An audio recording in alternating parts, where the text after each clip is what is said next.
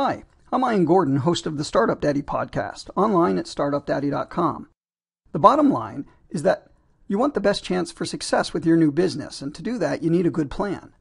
We are bombarded on a daily basis by TV and movies that make it seem like all you need is a great idea to make it big.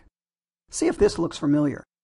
Nick Vanderpark was a family man and a dreamer. What if you had a spray can, see? And you spray it on dog poo, and the poo disappears? That is an awesome invention. It's not an invention, it's an idea. But this time, Nick may be onto something. I got a name for it. Vaporize. It's just like vaporize, only you add an O, so you got poo right there in the middle. No matter what kind of dog you have, let's face it, they all have to do their business. One spray, problem solved. Nick's got more than he ever dreamed of. We have so much. Hey, Jimmy, check this out!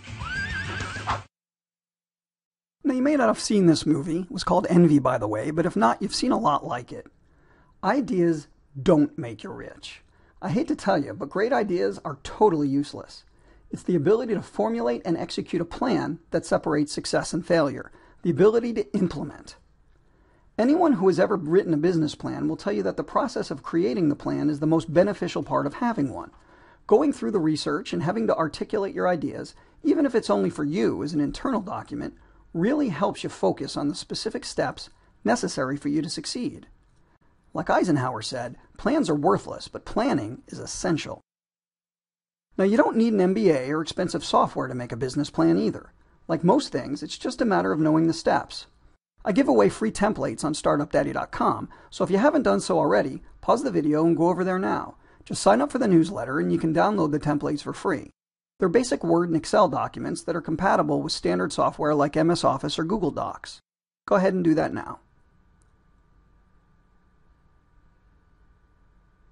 Okay, so back to implementation. Back in the 70s, Toyota was a joke. They made cheap cars that no one in America wanted. Then the price of gas went up, and suddenly everyone wanted cars that had better gas mileage. This created a window of opportunity for Japanese manufacturers like Toyota and Honda. They didn't have superior technology or better designs for cars, but because they were able to create and execute a plan for growth better than GM, Ford, and Chrysler, 40 years later, Toyota is the largest automobile manufacturer in the world, and Chrysler and GM are bankrupt.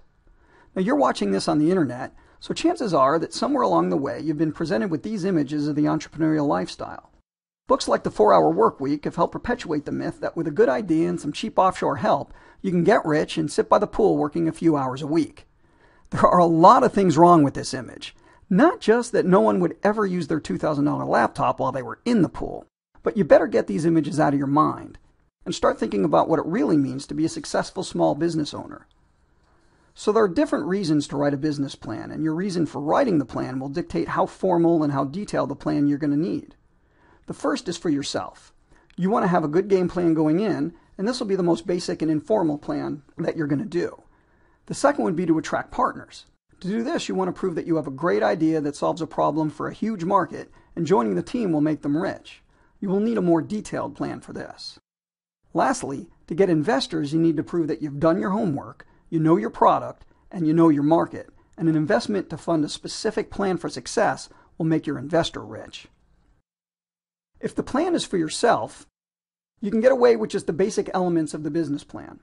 Market analysis will break down the different segments of your market, which segments you want to target, trends and expected growth, competition, who the market leaders are, things along that line.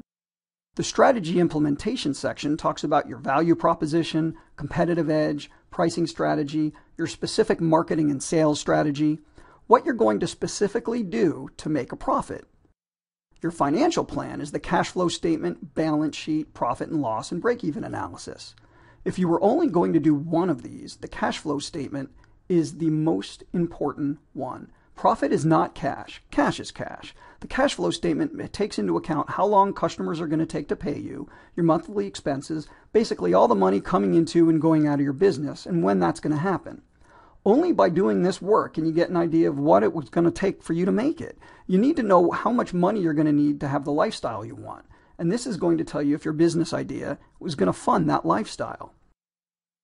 Now, the elements of a more traditional business plan are up on your screen now. Basically, the executive summary breaks down the objections, mission, keys to success. It's the first thing in a regular business plan, but it's the last thing you want to do. It basically sums up everything that the plan later details. People will say that VCs and investors basically only read the executive summary and the financial statements in the back. So you better make sure that this is a really good summary of your business plan. Now, tradition says that it should be 1 page. I say that it can definitely be up to 2 pages. It's kind of like a resume. Back in the day, they would say it had to be a 1-page document. But today, people change jobs a lot more than they used to. So a multi-page document's more acceptable. It's the same with an executive summary. You want to go into as much detail as you can. You want to hit them with all the highlights, but do it in a succinct and brief way. Now, the second part's the company summary. It basically breaks down the ownership, the company location. It's the formal picture of what the company looks like. Products and services speak for themselves, and you're going to go into as much detail here as you possibly can. The market analysis summary goes into the segmentation, target markets, the needs, the trends, the growth, industry analysis, main competitors, things along that line.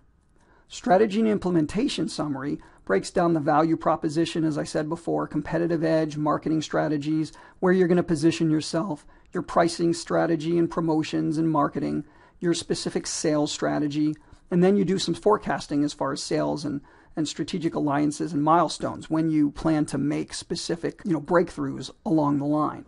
The management summary talks about the organizational structure and the management team. Now, for a lot of us, that's a one-line, one-page document. I am the manager. But you want to break down what the specific roles are so that people have an idea of where the holes in your organization are. Even if you're looking for investors, having the holes isn't the issue, as long as you know where those holes are.